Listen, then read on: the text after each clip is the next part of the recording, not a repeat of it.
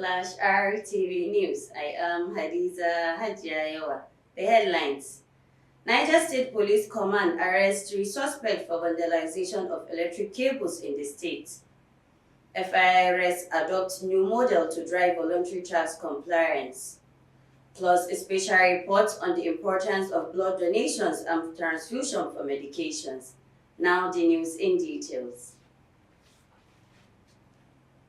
Niger State Police Command has apprehended 3 suspects of vandalization of electric cables and other critical infrastructure in different parts of the state. According to a release through the Public Relations Officer Wasiu Abiodun said, the suspects were arrested by a team of police operatives during a routine patrol along Benin Sarkin Power Road, and the suspects were found vandalizing electric cable of over 100 meter length. The suspects are Muhammad Isa, a 25 years old, and Ishaku Aliu, a 30 years old, both of Kwagana village, Fair Bini area of Sarkin Power, who confessed that they plan to sell the cables to a buyer in Abuja. The suspects are under investigation as they have been transferred to the state CID Mina for further information and prosecution. Similarly, one Ibrahim Aliu, 24 years of Anguan Kanawa area of Boso, has also been arrested by Boso campus security team. According to the police, the suspect trespassed through the fence into the school premises, damaging the iron door protector of the generator room and cut off about 16 meters of armored cables connected to the generator valued about 2 million naira. The suspect was said to have been arrested through the community members and vigilante men with the exhibit. He is, however, said to have confessed that he perpetrated the act alone. The Federal Inland Revenue Service, FIRS, is adopting a new approach to tax administration aimed at fostering voluntary compliance and leveraging technology to promote a culture of transparency and predictability in Nigeria's tax system. According to a statement by Collins Omokara, Special Advisor on Communications and Advocacy to the Executive Chairman of the FIRS, the agency is moving away from audit-driven enforcement model towards a system that encourages doing the right thing by design rather than by force. While audits remain a critical tool for identifying irregularities and ensuring accountability, they are by nature retrospective. According to Omokara, audits will always have their place, but the future lies in sustained adherence. Blood donation is the process of drawing blood from a person and using it for transfusion or processing into medications. In this special report, our correspondent Maria Aminu Ofergoga looked at the importance of blood donation in Nigeria. The report.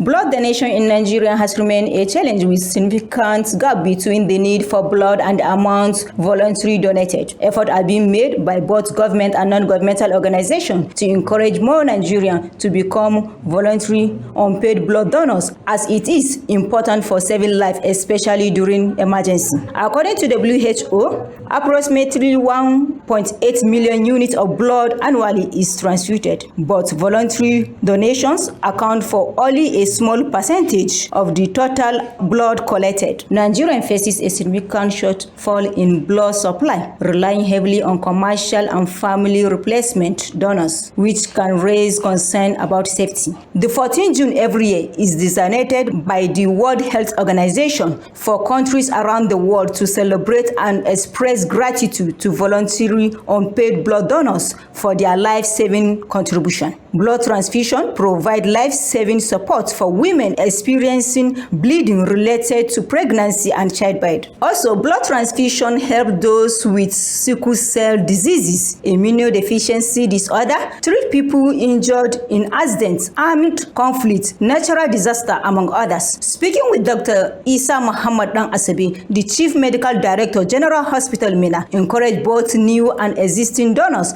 to give blood. Anybody, both male and female, are eligible to donate blood. But as I earlier mentioned, you need to be screened and you need to be fit to donate. For women, since they are having monthly menstruation, it is assumed that they are losing blood on monthly basis, and they need to be well screened. The amount of blood must be ensured that it's adequate for them before they even donate. But generally speaking, both men and women can donate blood, even though it's men that usually donate blood more often. But even females, once they have been screened, the quantity of blood in them has been assessed to be adequate for them and adequate for donation. That's the only time they will be allowed to donate. Also speaking with the head of Department Laboratory General Hospital Minna, Abdullah Habib Etugeyi, who highlighted the importance of blood donation. The importance of donation. If we donate, we are saving life and we are helping ourselves to live longer, because shortage of it will make people to pass out on time. If you are healthy, donate a blood that could save a life. Mardia Aminu Kofarguga, reporting for Flash RTV News.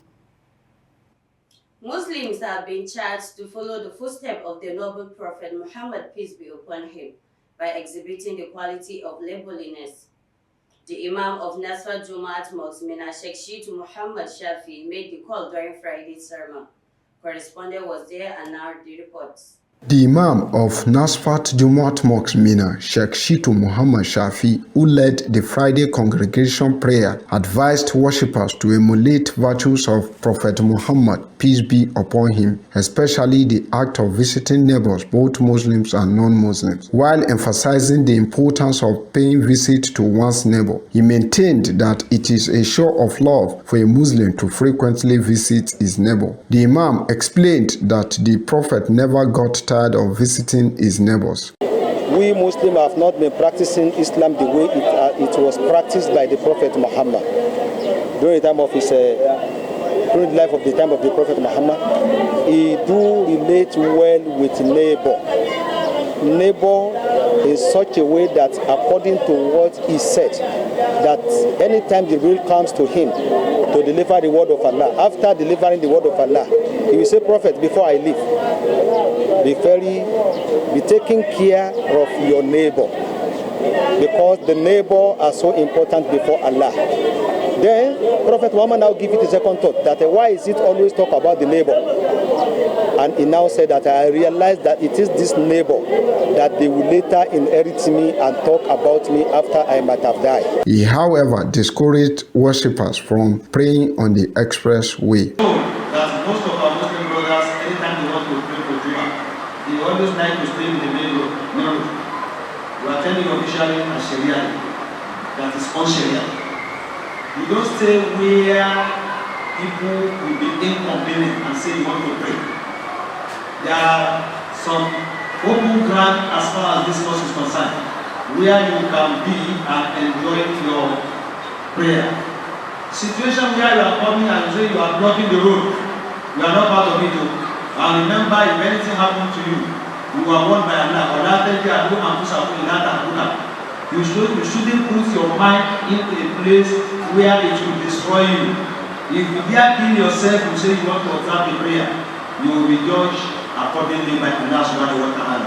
I am Muhammad Abubakar Musa, reporting for Flash RTV. That is the size of our package on the news. You can view our news and other content via our social media handles like Facebook, Flash RTV, YouTube at Flash RTV, Instagram, Flash RTV, Twitter, that is X at Flash RTV. Thanks for watching.